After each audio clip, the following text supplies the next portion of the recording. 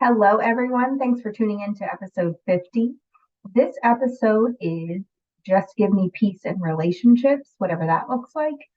And I came across this topic when I was thinking about how oftentimes we can get frustrated with the treatment that we're receiving inside of relationships. And inside of that feeling of frustration, there's also a feeling of not understanding why someone would treat us in an ill manner because we feel like we've done all the things to award us this positive treatment from people. And it got me thinking about, just how people treat us, how that connects to the way that we treat ourselves, and how we can walk in the world understanding who we're surrounding ourselves with. And so, I always like to start with um, story or something that has happened in my life. And, there was this period of time where I would sit in the space of being alone and wonder, like, why is my relationship with this person this way? Why do I keep picking relationships that are ending the same way?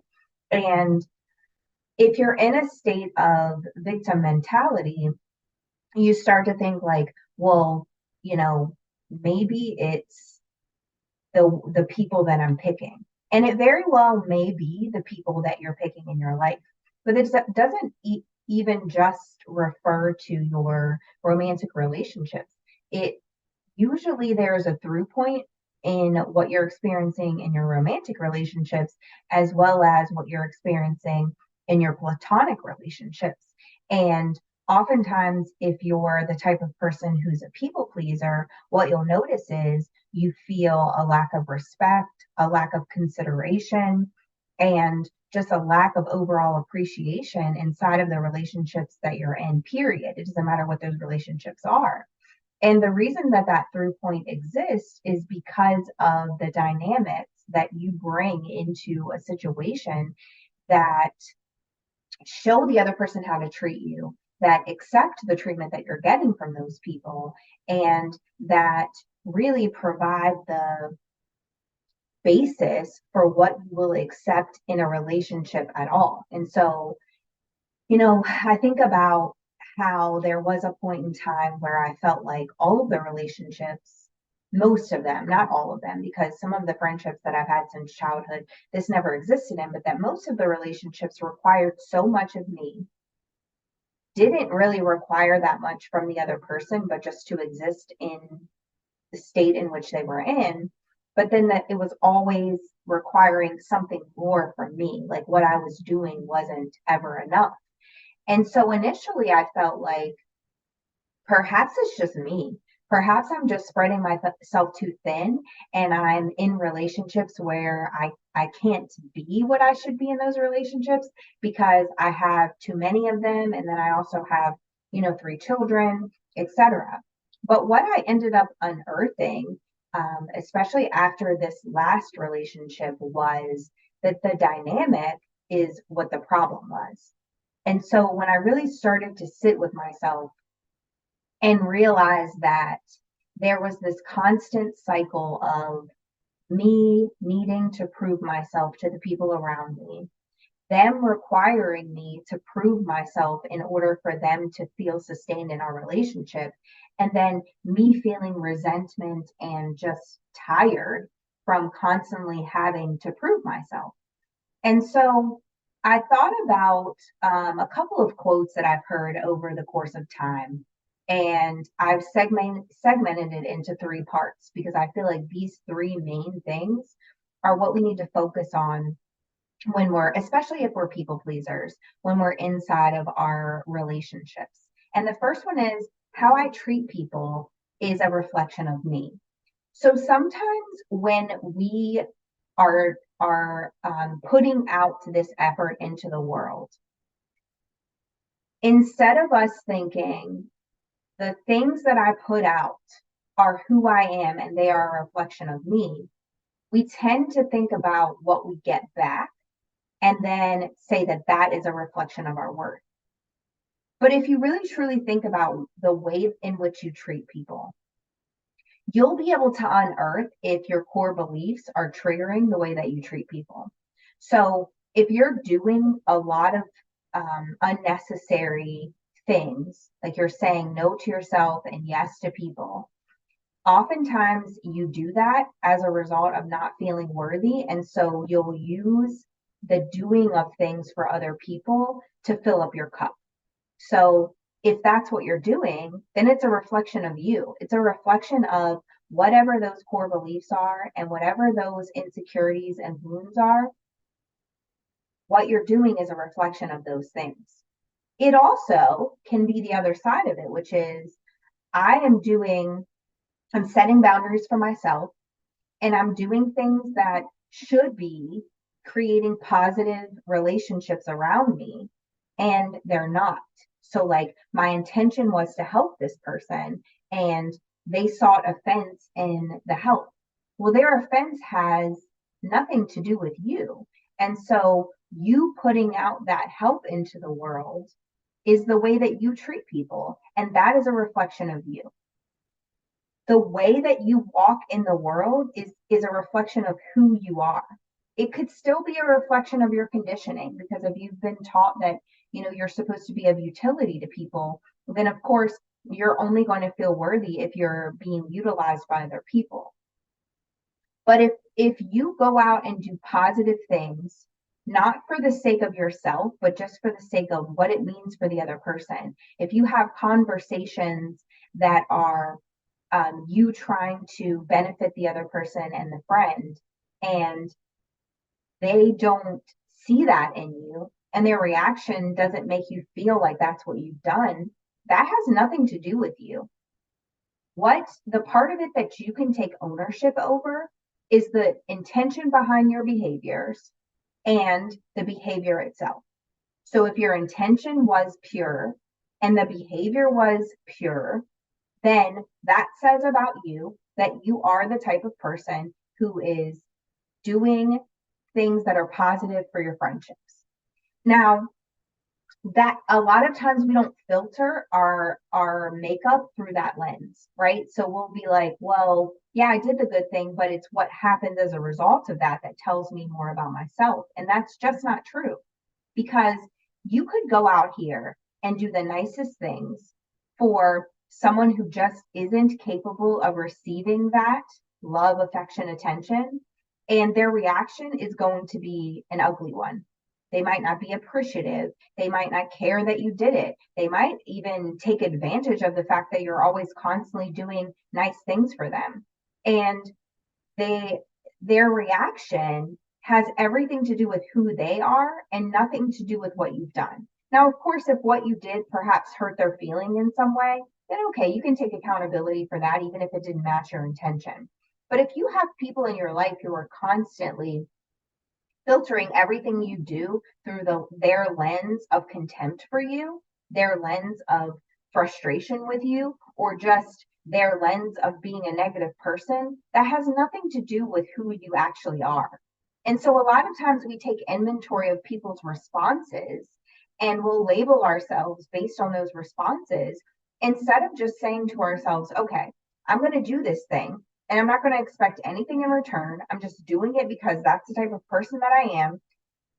And if this is the result of it, if this negative reaction is the result of it, that doesn't mean that what I did still wasn't, with the same intention and with the same method of behavior. It just means that the way that that person received it was the way that they receive pretty much anything. And so there have been people in my life who are just constantly negative. And it doesn't matter what you do or what you say, they're going to filter it through that lens of negativity. That has nothing to do with me. It doesn't mean that the behaviors that I'm exhibiting are having a negative effect on that person, especially if my intentions are always pure. It really just means that the people that I have around me are not the people that are supposed to be around me. And that leads me to the third thing. And the third thing is this: how I treat me is a mirror to all other relationships that have involved me. So I used to hate that. I used to hate that phrase when people would say, well, you're a mirror in your relationships, because I'd be like, well, what's being reflected back to me is not the same thing that I'm giving. But now I truly understand what that means. When I go into a space and the people in that space can tell that I have no respect for myself, that I lack boundaries, that I have no expectations for the way that they should treat me, that I'm just trying to be deemed as good enough in that situation, then they're going to take advantage of that and they're going to continue to do things that pull from me. It's just the universal law. If you're a giver and you're consistently giving and you put yourself in a space with takers because you need to be able to prove your worth, those takers are going to take from you because that is who they are. And being a giver is who you are. And so I had to really sit back and say, what is it about the way that you're moving in the world that is telling the other people in the world that this is the type of person that you are? And I unearthed a ton of things. If I don't have boundaries for myself, if I never say no, if I'm consistently doing what everyone else needs from me, because in some shape or form, I feel like I'm indebted to that person. Maybe they've done me a favor in the past. Maybe they have a title in my life that makes me feel like they're entitled to my time and energy. Whatever that thing is, if I'm consistently breaking down my boundaries in an effort to be able to appease that person, then the nature of that situation is that that person is going to consistently take from me and try to get me to break down those boundaries because what they need from me requires those boundaries to be absent. So if I want people to understand that just because they ask me to do something doesn't mean that I'm always going to give them a yes, then I have to set a boundary and stick to it. I have to say, you know what? I really want to help you. And right now, I can't do that because I have other things. And if their response is, after all the stuff I've done for you, or I did this for you, so you should, then that just tells me something about them. Because if I ask someone to do something for me and their response is, you know, I really want to do that for you, but right now I have this, this, and this to do, my response is going to be, you know what, I understand. Might we be able to do it at a different time? Or might you be able to help me in a different way? I'm not going to automatically assume that they owed me their yes. So if you're dealing with somebody who constantly makes you feel as if they are owed a yes by you, then it's probably because they can observe and see that your pattern is to break down your boundaries in order to appease people. And if that's what you're putting into the world, you are being a mirror, and the relationship with that person is reflecting the lack of respect that you have for yourself. So if you are expecting respect from other people, but you're not showing it for yourself, then those people have no choice but to follow suit with you. Because especially if they're takers, they're going to take as much as they're able and given access to take. And when I sat with myself for a while and just really thought about that being a mirror in relationships, like I thought about if I don't hold myself to the value at which I should, if I don't say, you know what, my time, access to me, and conversations with me is an asset to the people around me, then I'm always going to feel like I need to answer the text immediately, answer the phone every time someone calls, constantly be available for the people in my life. And if I'm not, then I'm deeming myself unworthy. Of course, the people around me are going to respond in that exact same way because it's what I'm showing them. They're reflecting my own feelings back to me. So when you hear people say you're a mirror in your relationships and people are mirroring back what you're giving out, it doesn't mean that they're doing the exact same thing that you're doing. Because I used to think that that's what it meant. I used to be like, well, I'm in this really toxic relationship and I'm doing all the things that they need me to do, but that's not what they're doing back to me. Well, that's not what it means. It means that what you're giving out, people are taking inventory of that. And they're, especially if they're takers, they're going to utilize that to get what they need from you. Now, yes, there is something to be said about picking the right people in your life because if you pick people who are givers with boundaries and healthy abilities inside of relationships, they're going to be able to tell you no. They're going to be able to help you even when you don't ask for it. And these are the type of things that happen when you're with people who are like you. But if you're not with people who are like you, then you can't expect that same behavior from them, especially when what you're showing them is not that you require that from them. So the main message of this is you are only responsible for your intentions and your behaviors. Your intentions and your behaviors, if done in a pure way, are going to tell you about who you are. If they're not done in a pure way, they're going to tell you about what you need to change. Some things that you really need to unearth those core beliefs and values that you're operating in. And then the other part is what people are doing and giving back to you says nothing about you and everything about them. So if you're having a disagreement with somebody and they start screaming at you, that's because they need to unload and you just happen to be unloadable. But if you end that conversation and say, you know what, I'm not willing to do this, I guarantee you that same person will be like, you aren't there for me. You're giving me the cold shoulder, because they want to use you as that scapegoat from that emotion. So whatever they do, be, the way they act, etc., has nothing to do with who you are. Stop determining your worth based on other people's responses to you. Whether they respond poorly or in a positive way, that has nothing to do with you and everything to do with who they are and how they are able to receive you. But the biggest part of this is understanding that what you put out into your relationships, who you determine yourself to be, the value you place on yourself, the amount that you're willing to do for other people, is an indication of what those people are going to take from you and how they're going to treat you as well. So if you want the people in the world to respect you, if you want the people who are in your world the people you have chosen to be in your space, because a title does not entitle them to you. So don't say, well, they're my parent, it doesn't matter what their title is. They are not entitled to your life. But if you have these people in your space and you're allowing them in your space, then they shouldn't be giving you a lack of respect. They should be only in your space because they respect you.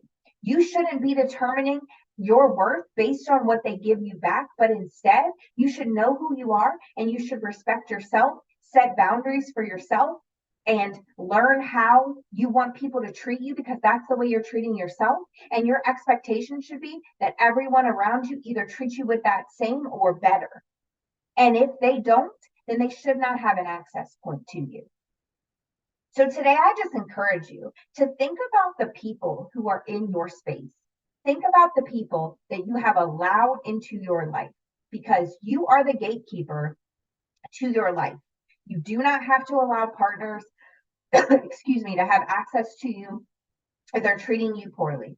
And if you haven't changed your expectations and the level of respect and worth that you have for yourself to show them and model for them the way that you want to be treated, then part of that is on you.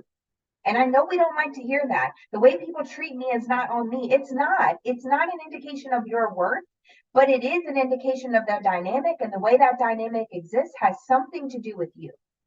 So if you don't want to accept that behavior, then you have to show that you're not willing to engage with yourself without that level of behavior. If you have respect for yourself, you're not going to just allow people into your world who are treating you any type of way.